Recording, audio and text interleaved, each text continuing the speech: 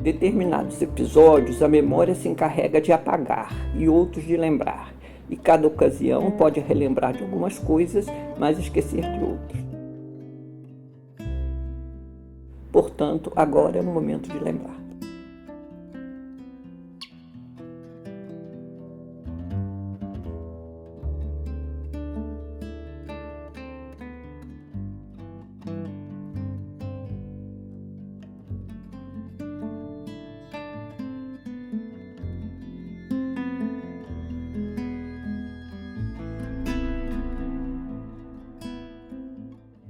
Por que você entrou fazendo engenharia na PUC-Rio?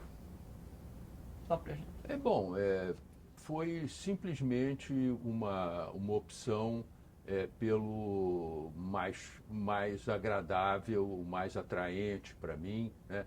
Eu fiz vestibular tanto para a Nacional quanto para a PUC e a diferença dentro da minha percepção entre o prédio da Nacional de Engenharia, que era é a atual IFIX, aquele prédio velho, na época era mais abandonado ainda, e a PUC, que era uma coisa muito jovem naquela época, a PUC tinha poucos anos de existência ali na Gávea, e todo aquele florescimento de pessoas, naqueles pilotis, tudo isso me atraiu muito, mais perto da minha casa também.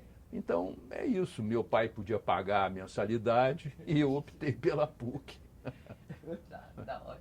E você, quando entrou, você já estava envolvido em política universitária? Não tinha, eu não tinha nenhum envolvimento, eu tinha sim uma percepção, acompanhava as coisas, mas não tinha nenhum envolvimento. Eu fui me envolvendo durante o curso de engenharia. Eu entrei na engenharia em 1960.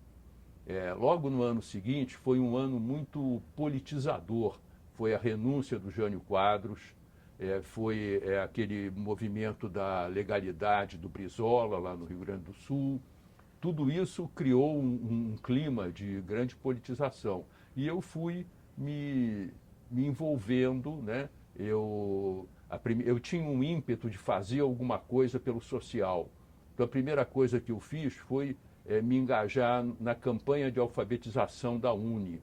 A UNE tinha uma campanha de alfabetização que, na verdade, foi uma coisa bem frustrada, porque ela acabou fazendo poucas salas de aula, mas uma das poucas era a minha. Eu tinha uma sala de aula num prédio em construção, na Rua Bolívar, onde eu ensinava a 20 ou 25 operários, alfabetizava, que era uma tarefa, aliás, bastante difícil, porque cada um deles tinha um grau de conhecimento, uns sabiam alguma coisa, outros eram completamente analfabetos. Em suma, eu me envolvi com isso, né? E logo me aproximei da AP, lá na PUC, né? E fiquei participando algum tempo da AP. Não me lembro exatamente o que eu fazia na AP, assim, internamente. Eu li aqueles documentos, que vou confessar hoje eram chatos. Eu me lembro muito do documento base da AP, que foi feito pelo padre Vaz. E para mim aquilo tudo era muito novo também. Eu digo chato porque era muito novo, eu nunca tinha pensado naquelas coisas. Comecei a ouvir uns nomes assim, Teilhard de Chardin, etc. Outros padres que eu me esqueci agora o nome. Em suma, mas o meu coração já estava lá no comunismo. E eu estava, vamos dizer, marcando um pouco de tempo, porque em 62 dois alunos da PUC foram expulsos sumariamente porque foram presos pichando vivo PCB. 62 era o 40º aniversário, o PCB fazia 40 anos, é de 22, né? E eles foram expulsos. Um deles, o Ailton Henrique da Costa.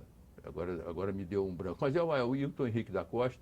Ele estava no 5º ano de engenharia. Inclusive, ele foi meu monitor de física.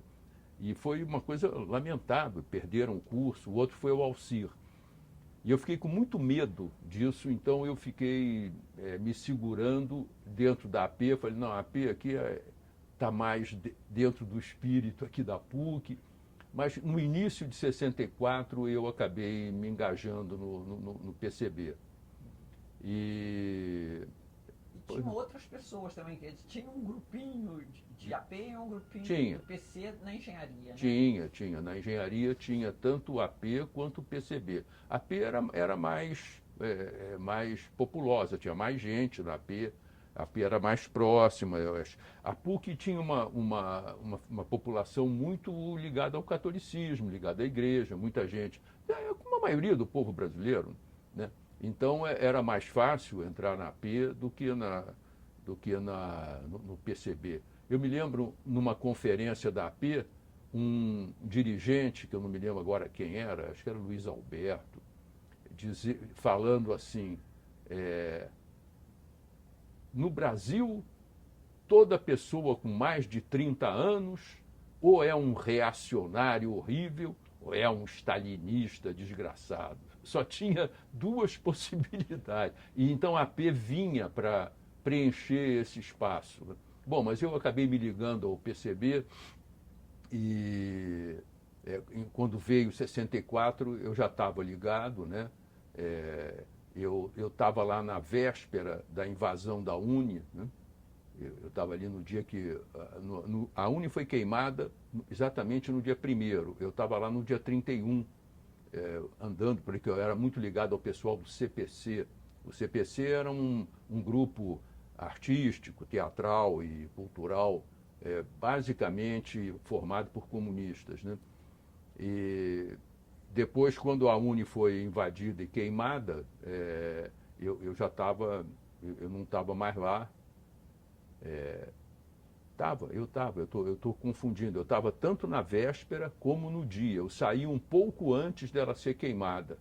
Tem uma história engraçada, quem contava era o Arnaldo Jabor, que ele saiu pelos fundos, já quando os caras já estavam começando a queimar, e ele rasgou a calça num prego, e ele achava que aquilo era um símbolo de como tinha se esgarçado os ideais dele e tal, em suma. E só uma coisa, qual foi a sua atuação na PUC que justificou era conhecimento dessa atuação fora da PUC ou não? Pois eu na PUC, o que eu fazia? Eu conversava, falava com todo mundo, e às vezes me manifestava dentro de sala de aula publicamente. Houve um movimento que era dos diretórios e do DCE se desligarem da UNE. Isso era um movimento da época, era uma forma de combater a esquerda, sair da UNE. Se eu não me engano, o DCE se desligou formalmente. Não me lembro quem era o presidente do DCE nessa época, mas talvez fosse, não me lembro, não vou falar para não falar um nome errado. E o diretório da engenharia estava também decidindo se ia se desligar ou não. E eu, em sala de aula, publicamente, falava a favor da permanência da UNE. Era eu contra 90 em cada sala, entendeu? Eu me lembro bem de um professor, assim, porque aquilo interrompia a aula, entrava um grupo ali, momento, professor, vamos falar aqui. Aí eu falava a favor de nos mantermos na UNE, o professor depois olhou para mim e falou assim, você está defendendo a UNE? Que coisa, porque eu era muito bom aluno, sabe? Ele achou estranho aquilo. Não combinava, né? Ser bom aluno e ter Pois é. Porque para justificar, porque as outras atividades suas, vamos dizer assim, era fora do universitário, era CPC. Era CPC, alfabetização. Aí, mas depois, muitos anos depois, um amigo me mandou um recorte de jornal curiosíssimo, que eu nunca tinha tomado conhecimento, de 62. 62 eu estava no 3º ano ainda. Dizia assim, era uma coluna de fofocas, e não era nem assinada. Dizia assim, PC substitui líder na PUC. Com a formatura de Rogério Belda, conhecido líder comunista universitário, o PC designou para substituí-lo na Universidade Católica o aluno do 4º ano de engenharia, Israel Beloc. Ficou assim preenchido o lugar deixado por Rogério Belda. Impressionante. Primeiro que o Rogério não era do PC, o Rogério era da AP, ele era um líder da AP. E eu nunca soube que isso foi publicado. Essa notinha, para mim, significa claramente o seguinte: os serviços de informação já estavam no meu, estavam com um radar em cima de mim, né? Entendeu?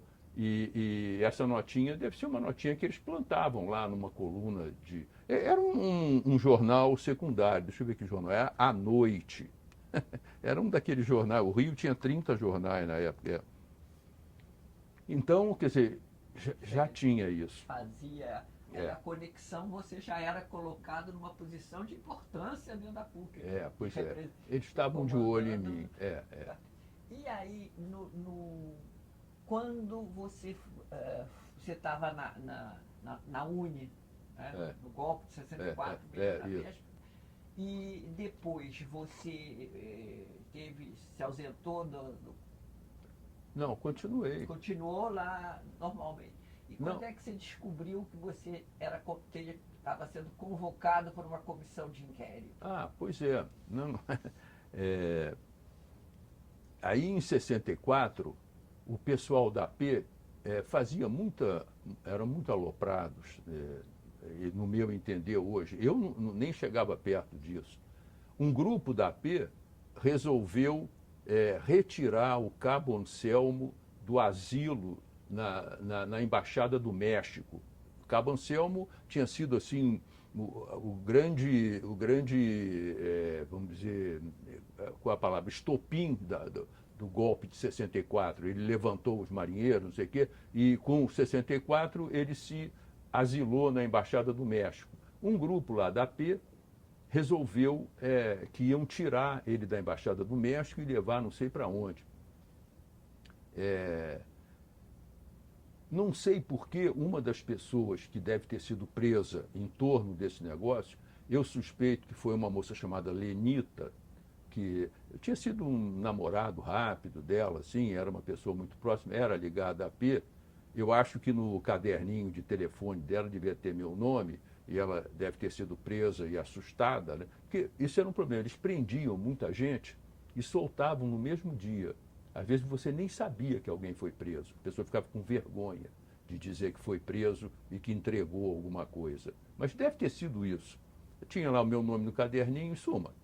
Então foram lá e me prenderam na minha casa. Eram 5 presos, eu, Marcos Alencar, Alexandre Rezende, Boaventura, que eu não lembro o sobrenome, e Marcelo Abreu. Sendo que eu, Alexandre e Marcelo, só o Marcos, nós todos éramos da engenharia, menos o Marcos, que era da sociologia. E ficamos presos 11 dias na Marinha. Já nessa época já foi a Marinha, né? E nesse meio tempo havia sido convocada essa comissão de inquérito e eu fui convocado para prestar depoimento. Só que eu estava preso, então não fui, faltei ao depoimento. Justa causa. Quer dizer, bastava eles saberem disso para terem me condenado de antemão, mas felizmente não ficaram sabendo, acho. Então, quando eu saí da prisão, eu percebi que eu estava em risco o meu curso. Isso era uma coisa muito terrível para mim, perder o curso, né? Estava no 5º ano, né? Eu pensava muito no meu pai. O que meu pai vai achar, meu Deus do céu? Ele era tão orgulhoso de estar com um filho que se formando em engenharia. E aí eu pensei, tem que fazer alguma coisa. Eu fui procurar o diretor da Faculdade de Engenharia, que era o Del Castilho, e conversei com ele, disse, doutor, eu estava doente, estava muito mal de cama, não pude comparecer. Ele nem me pediu atestado médico, não. Mas eu quero dizer que eu não tinha nenhuma intenção negativa em relação a... Porque eu joguei lá uma conversa e, afinal, a coisa foi convocada, né?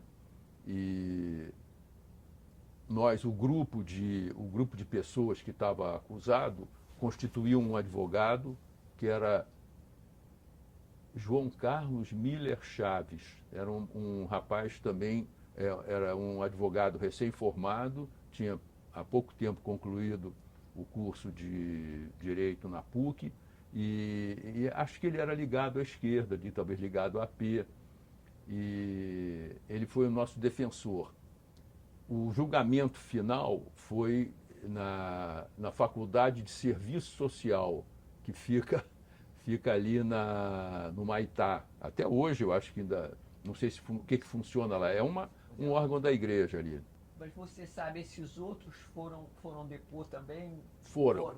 Eu acho que eu que não fui porque estava preso. Não, quem estava preso, o Alexandre não deve ter ido, nem o Marcos Alencar, nem o Marcelo Abreu. Marcelo Abreu está vivo ainda. Tá. Você tem que saber os que não estão mais entre nós. Marcelo Abreu não sabia. Marcelo Abreu, tá. Se você contactar, eu até acho que eu tenho o e-mail dele, se você... Não, é fácil. Tinha vários nomes que foram sendo dados, eu não sabia direito onde é que estava, se era, não. Que ótimo que aí já temos mais um a ser entrevistado. Né? Eu não sei se esse Boaventura ainda está, eu não me lembro nem o sobrenome dele. Era um outro estudante de engenharia. Não, mas isso é... Então, eles foram... Você não foi porque estava doente. Estava doente, eu não fui responder lá. E aí fui apenas no dia do julgamento, como todos foram. O dia do julgamento parece uma bancada, parecia um júri, né? Tinha um presidente, eu não me lembrava o nome, você falou, era um desembargador, né? Márcio Miller disse isso. E aí foram decretadas ali diversas penalidades. Até agora eu achava que o Vicente Plá, que era o presidente do Diretório de Sociologia, havia sido expulso. Eu agora soube que houve um acerto ali, mas ele foi afastado da PUC. Ele foi... Nessa vamos dizer assim, audiência, vocês todos estavam presentes? Todos presentes. Todos presentes. E aí cada um falava... Não, na audiência os acusados não falaram. Falou o advogado de defesa, falou a acusação, que eu não me lembro quem era, e esse desembargador, eu não me lembro se tinha mais professores, o reitor, eu não me lembro quem constituía essa mesa, né? Isso deve ter sido em junho de 64, por aí. E aí, conta um pouco como é que se deu isso. Quer dizer, falava o nome, se levantava, não, era lido não. Eu acho que era lido um extrato de acusação de cada um. Eu acho que o meu era assim, tipo proselitismo, fazia proselitismo comunista. Era isso, que a minha acusação, porque não tinham nada para me acusar. Não sei se vocês lembram, mas na PUC tinham um jornal mural na engenharia que se chamava Murral. Era uma coisa muito bacana, muito bem feita. Os mentores daquilo eram o Belda, o João Viana, que era conhecido como Jota, e o Sena. Os três. E eu fazia umas contribuições de vez em quando lá. Botava uma coisa minha. Quer dizer, meu nome estava marcado, né? E uma outra coisa interessante de falar era o ambiente de direita da PUC. Porque a PUC, como a gente sabe, mudou muito. Na época, a PUC era um centro de direita. A igreja era também muito de direita, ainda tinha esse pessoal da AP, tinha o pessoal da JU, que eram a parte progressista da igreja, mas a instituição PUC era muito de direita. A PUC tinha, a engenharia, pelo menos, tinha muitos professores militares, grande número de professores, e os militares, embora pudesse ter um ou outro nacionalista naquela época, pré-64, havia militares nacionalistas, mas a maioria eram pessoas de direita, né? Eu tive dezenas de almirantes, coronéis, etc. Obrigado, hein? E havia também um lado bem conservador, reacionário da igreja. Eu me lembro a presença de espanhóis imigrantes que todos me pareciam ser franquistas, pessoas que tinham vindo, alguns mais antigos, provavelmente que tenham pegado ainda a Guerra Civil, não sei. Tinha muitos espanhóis, eu me lembro de um professor que era ítalo-alemão, era um cara lá do Tirol, e que ele gostava muito de mim porque eu era bom aluno, e ele ficou muito indignado um dia que eu defendi a UNE. Ele não entendeu direito como é que era possível alguém defender esses comunistas e tal. Então o clima todo era muito conservador, né? Também tem o seguinte, a minha cabeça naquela época era muito radical comunista, com um radicalismo da juventude, né? Pode ser que eu encarasse essas pessoas como extrema-direita, pode ser que eles não fossem, havia um clima na classe média assim, muito contrário ao governo Jango, né? Aqueles finais. Depois, então, que teve a revolta dos marinheiros, nem se fale, né? Nem se fala. Depois, a ida do Jango lá à reunião dos sargentos no Automóvel Clube, aquilo já era os estertores. Então, havia um clima muito contrário ao governo. Eu já era engenheiro, deixa eu pensar. Não, eu estava fazendo um estágio numa fábrica. E eu me lembro que no dia do golpe, todos os engenheiros confraternizaram, assim, ai, que ótimo, ai, acabou isso, que bom, que alívio. Escapamos do... Parou, porque eles eram muito incomodados com as greves, o CGT, eles falavam de república sindicalista, falava-se muito dessas coisas. E eu ali, assim, né, um estranho no ninho ali, né? Eu anotei aqui alguns nomes anotei que eu escrevi no meu livro, né? Acho que a grande maioria vocês já sabem.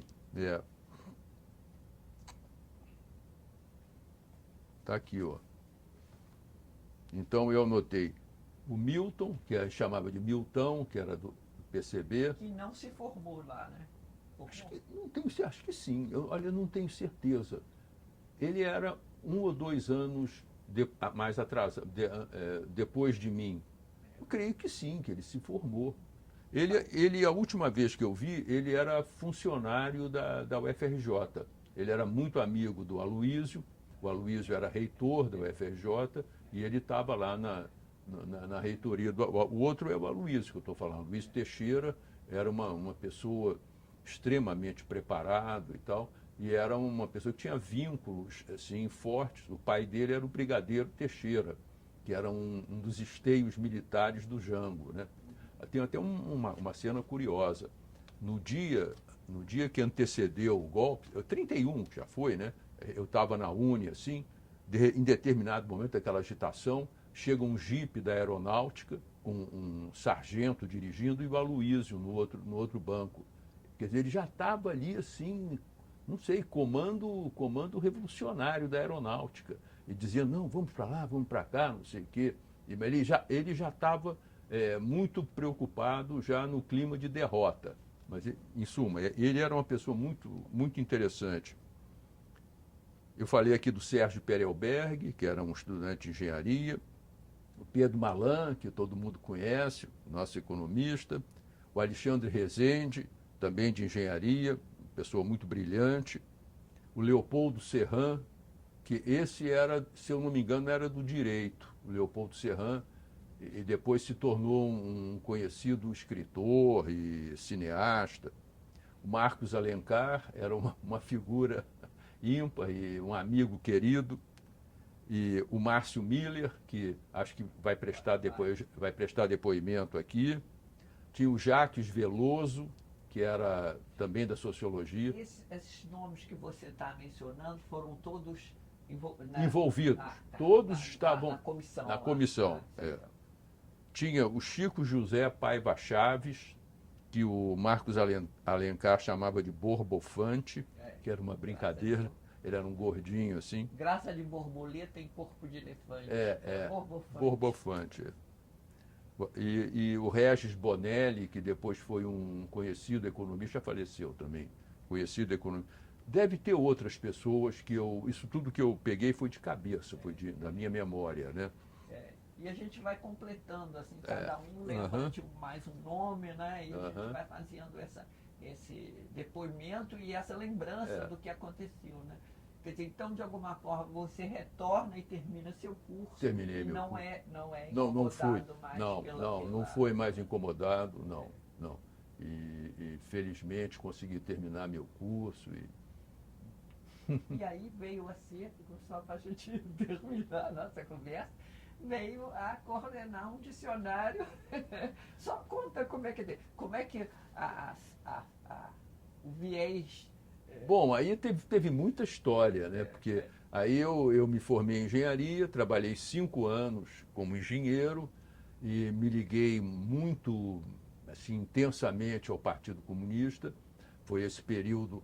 Era o período que a gente brinca que era a dita branda. Era o governo Castelo Branco, início do Costa e Silva, até o ato 5. Não sabia o que ainda vinha pela frente. Exato. E eu tinha tido aquela primeira prisão de 11 dias com Alexandre e tal. Aquilo foi uma moleza, se a gente pensar. Uma prisão muito tranquila.